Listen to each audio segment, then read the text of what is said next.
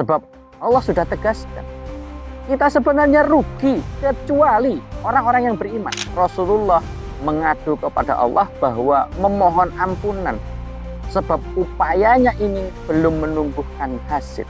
Kita sebagai umat Nabi Muhammad SAW mengambil peran terbaik.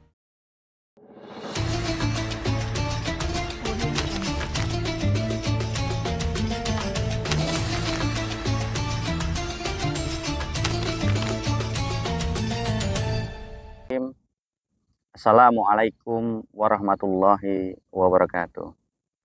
Alhamdulillah wassalatu wassalamu ala Rasulillah wa ala alihi wassahbihi wa mawala. Qala ta'ala fi kitabihil karim, a'udzu billahi minasyaitonir rajim. Wal 'asr innal insana lafi khusrin illa illal ladzina amanu wa 'amilus solihati wa tawassaw bil haqq wa tawassaw bis sabr. Pemirsa yang budiman, yang dirahmati Allah Subhanahu wa taala.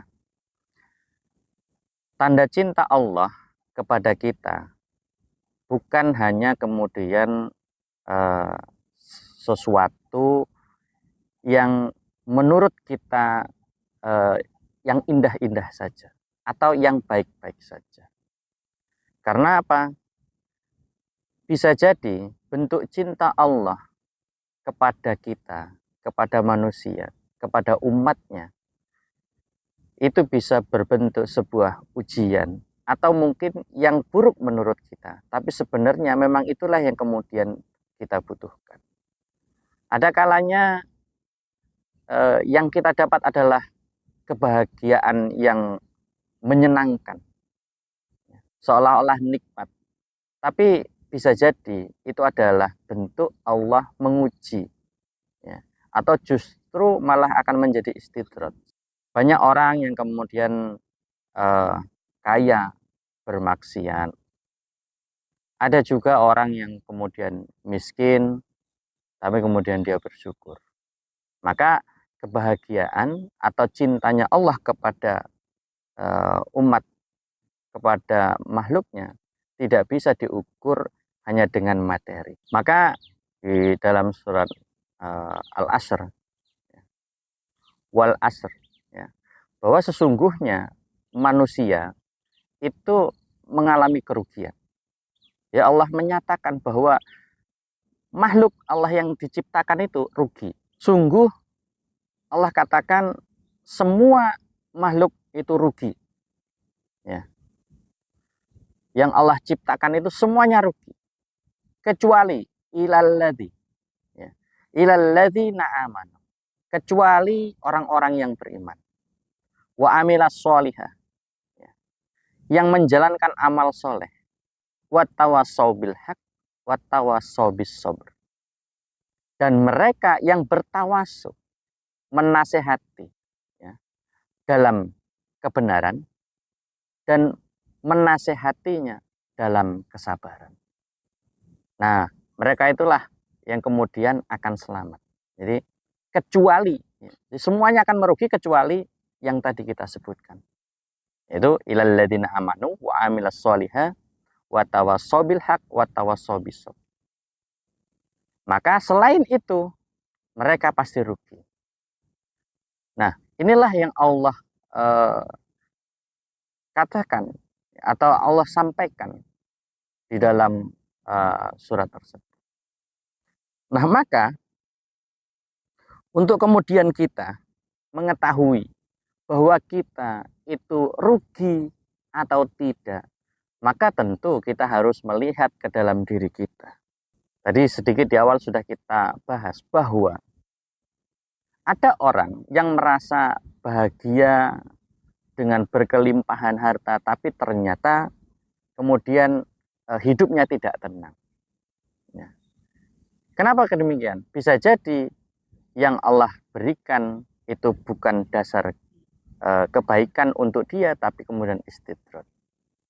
Nah, kaitannya apa dengan ayat yang kemudian kita bahas tadi, atau yang saya sampaikan di depan tadi? Bahwa kalau kita mau hidupnya miskin, kaya, sedang, remaja, ya, muda, tua, laki-laki dan perempuan, selama dalam kehidupannya, kemudian yang disebut tadi, ilal ladzina amanu, mereka tidak beriman, maka dapat dipastikan bahwa kehidupan orang tersebut tidak akan menemukan kebahagiaan yang hakiki. Kenapa demikian? Contoh kecil, ada orang yang kemudian sedang terhimpit masalah, contohnya hutang riba. Allah sudah menjelaskan kepada kita bahwa dihalalkan bagi kita jual beli dan diharamkan riba. Tapi masih banyak kemudian mengambil hutang riba. Nah, dalam beberapa kasus yang saya temui, banyak orang yang kemudian hutangnya hanya 1 miliar, taruhlah begitu. Sementara asetnya itu puluhan miliar. Bahkan itu sampai membuat dia pusing 7 keliling atau bahkan hampir mengakhiri hidupnya hanya karena tagihan hutang riba. Atau boleh dikatakan asetnya dengan hutangnya itu lebih besar aset, bahkan jauh lebih besar asetnya. Tapi dia rela berpusing-pusing, dia rela mengorbankan kebahagiaannya hanya untuk memikirkan tunggakan hutang riba. Yang seharusnya mungkin dijualkan asetnya sedikit saja, itu sudah lunas hutangnya. Kenapa demikian? Ya, tentu perkaranya adalah tadi. Karena mereka sebenarnya Allah sebutkan rugi kalau seandainya tidak ilal ladzina amanu. Kalau dia beriman, tentu saja dia akan melakukan amal soleh. Karena setiap keimanan berkonsekuensi terhadap perbuatan. Fakta manusia terikat dengan apa yang dia pahami, maka ini bisa dibuktikan dari banyak hal. Contoh misalnya kita mencintai seseorang. Ketika kita cinta kepada seseorang, maka di situ kita menganggap bahwa seolah-olah orang itu baik semuanya. Ini adalah bentuk kecenderungan. Ya. Atau konsekuensi dari sebuah pemahaman. Nah, ketika dia membenci seseorang, begitu juga sebaliknya. Maka apapun yang dilakukan orang itu, meski terlihat baik, pasti akan dia katakan buruk. Biasanya seperti itu. Nah, maka ilal ladzina amanu berkonsekuensi, yaitu apa? Wa amilas sholihah, yaitu melakukan amal soleh. Maka Allah beritahu amal soleh itu yang bagaimana? Maka dijelaskan di ayat berikutnya, yaitu wattawasau bil haq, yaitu menyampaikan yang hak atau menasehati kepada yang hak. Kemudian menasehati kepada kesabaran. Yang hak itu apa? Maka yang hak atau yang benar tentu tidak lain dan tidak bukan adalah ad-dinul Islam, yaitu agama Islam. Yang mana berasal dari yang maha benar, yaitu Allah Subhanahu wa ta'ala.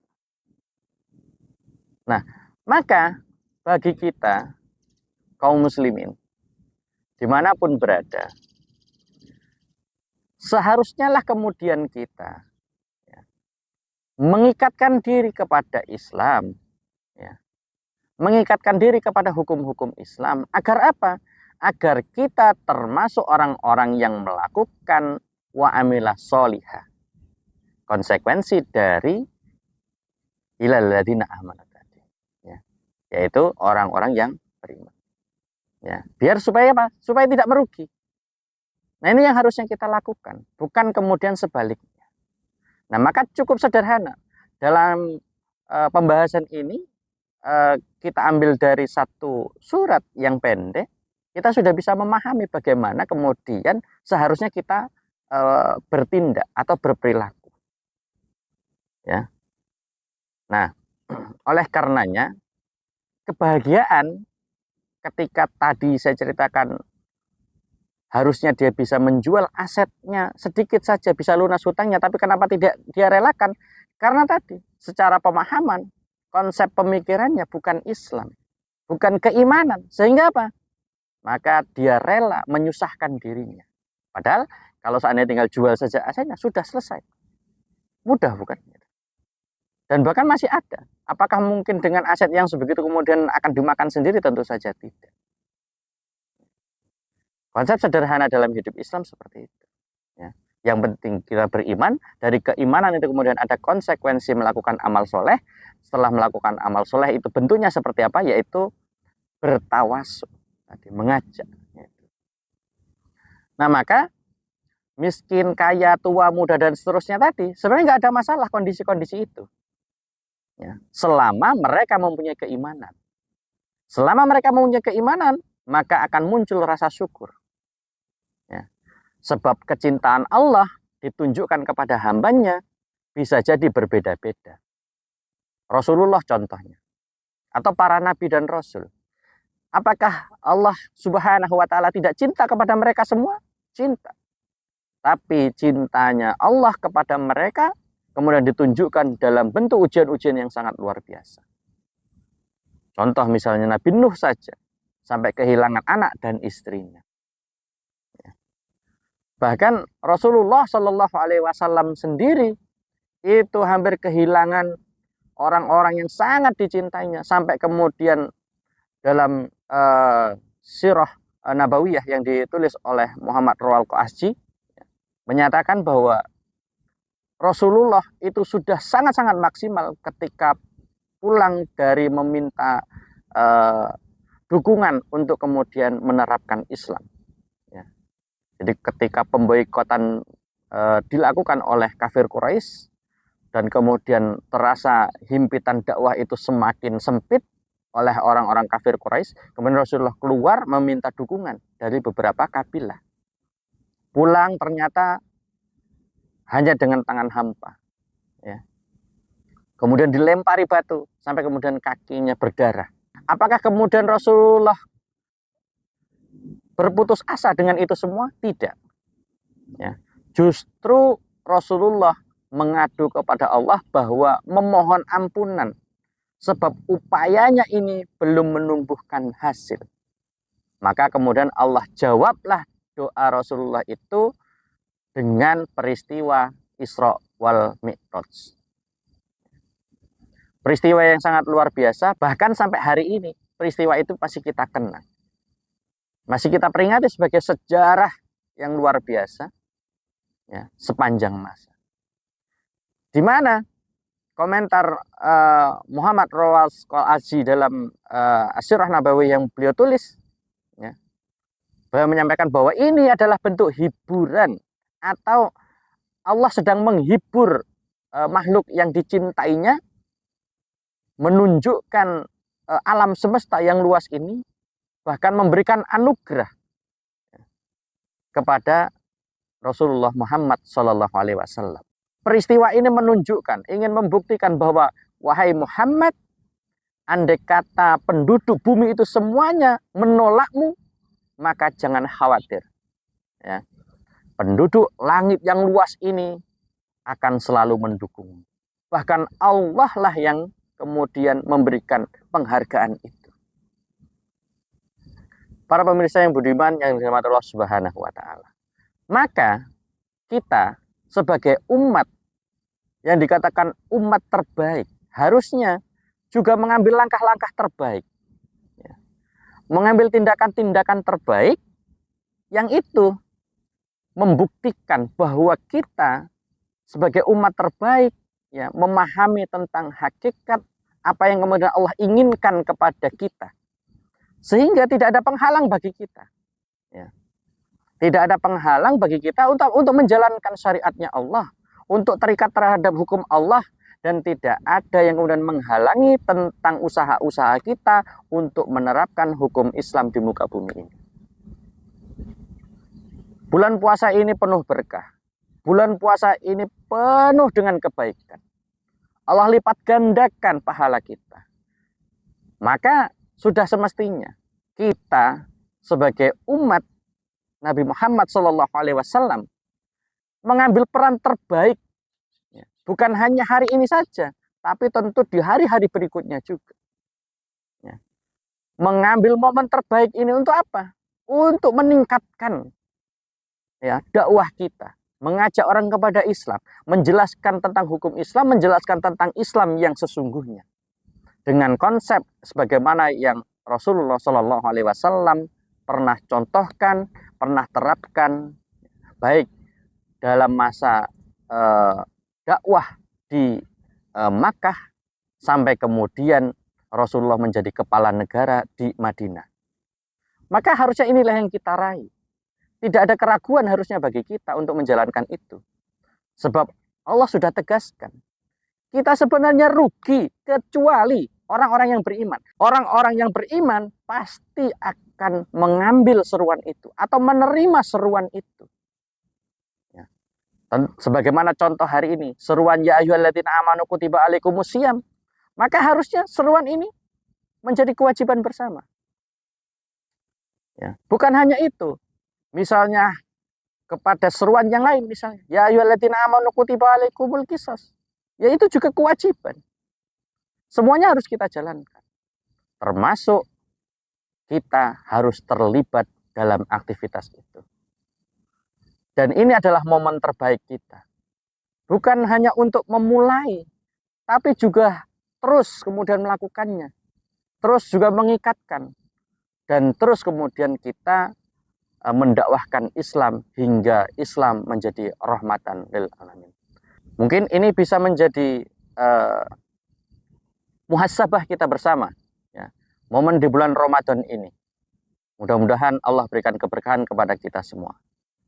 Terima kasih. Billahi taufik wal hidayah. Wassalamualaikum warahmatullahi wabarakatuh.